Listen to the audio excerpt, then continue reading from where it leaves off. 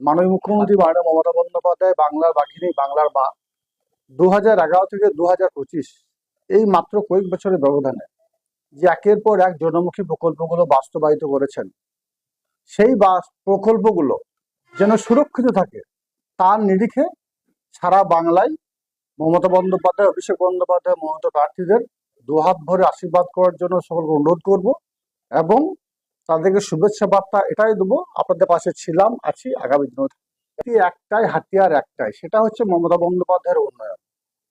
মাননীয় মুখ্যমন্ত্রী মাননীয় মমতা বন্দ্যোপাধ্যায় যে জনমুখী প্রকল্পগুলো বাস্তবায়িত করেছেন, যে উন্নয়ন করেছেন বাংলার বুকে, সারা ভারতবর্ষের নিরিখে বাংলা সবার উপর আছে। তাছাড়াও এই হাসান বিধানসভার আমি বর্তমানে রামপুরহাট 2 নম্বর ব্লকের তারাপীঠ দলীয় কার্যালয়ে বসে আছি। আমার সামনে আমাদের সুকুমার দাস আছেন, ব্লক সভাপতি থেকে শুরু করে এখানকার অঞ্চল নেত্রী সকলে বসে আছে। মামাটি মাসিত্রী মমতা বন্দ্যোপাধ্যায় এবং অভিষেক বন্দ্যোপাধ্যায়ের নির্দেশ এবং নেতৃত্বে 365 দিন মানুষের সুখ দুঃখ আপদ বিপদে এখানকার যারা মামাটি মানুষের সৈনিক আছে তারা সকলেই সুকুমার দার নির্দেশে কাজ করে চলেছে। স্বভাবতই এখানকার মানুষ দুহাত ভরে মমতা বন্দ্যোপাধ্যায়, অভিষেক বন্দ্যোপাধ্যায় মমতা প্রার্থীকে আশীর্বাদ করবে, এই বিষয়ে দ্বিমতে কোনো অবকাশ নেই। বিজেপি বলেছে 2021 নির্বাচনে বাংলার জয় জয় জয় জয় লোক, বাংলার অনেক তৃণমূলের নেতা কর্মীর দল ছেড়ে বিজেপিতে পাল্টি বেড়েছিল। কি হয়েছে? মমতা বন্দ্যোপাধ্যায় 2021 আগের নির্বাচনে যতগুলো প্রার্থী নিয়ে ক্ষমতা এসেছিলেন, 2021 তার থেকে বেশি প্রার্থী নিয়ে ক্ষমতা এসেছেন, বাংলার মসজিদে বসেছেন। হিন্দু অধিকারী আপনারা ভালো করে জানেন, বিজেপির ওয়াশিং মেশিনে ঢুকে পবিত্র হয়ে গেছে, সাফ সুতরা হয়ে গেছে।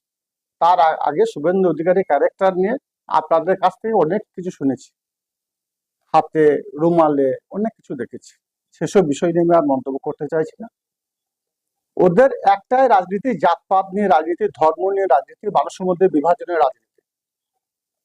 ওনাদের উদ্দেশ্যে একটাই কথা বলবো, যারা বিজেপি দল করছে, যারা বিজেপি নেতাকর্মী আছে, যারা বিজেপির হয়ে প্রতিনিধিত্ব করছে বাংলার বিভিন্ন প্রান্তে 294টা কেন্দ্রে, তাদের উদ্দেশ্যে একটাই কথা বলবো, বাংলার মানুষের মাথার ঘাম পায়ে ফেলে যে 100 দিনে কাজ করেছিল সেই টাকাটা আগে এনে দিন। বাংলার আবাস যোজনা বাড়ি যদি সঠিকভাবে কেন্দ্র সরকার দিত, তাহলে বাংলার বুকে একটাও মাটির বাড়ি থাকতো না, ছাদবিহীন মানুষ থাকতো না। ওই বিষয়গুলো, মানুষের দাবিগুলো আগে আমরা পূরণ করুন। মাননীয় মুখ্যমন্ত্রী মাননীয় মমতা বন্দ্যোপাধ্যায় যে প্রকল্পগুলো বাস্তবায়িত করেছে, আপনার বাংলার জন্য কি করেছেন সেটা মানুষের সামনে তুলে ধরুন। শুধু ধর্ম নিয়ে রাজনীতি করলে হবে না, রামনবমী মিছিল দিনে হারলে হবে না। রামনবমী মিছিলটা শুধু শুভেন্দু বা বিজেপির নয়, এটা সনাতন ধর্মে বিশ্বাসী মানুষদের, আমার হিন্দু ধর্মে বিশ্বাসী মানুষদের, সর্বত্র জাতি ধর্ম মতামত নির্বিশেষে সকল ধর্মের মানুষ ওই মিছিলে হাঁটছে।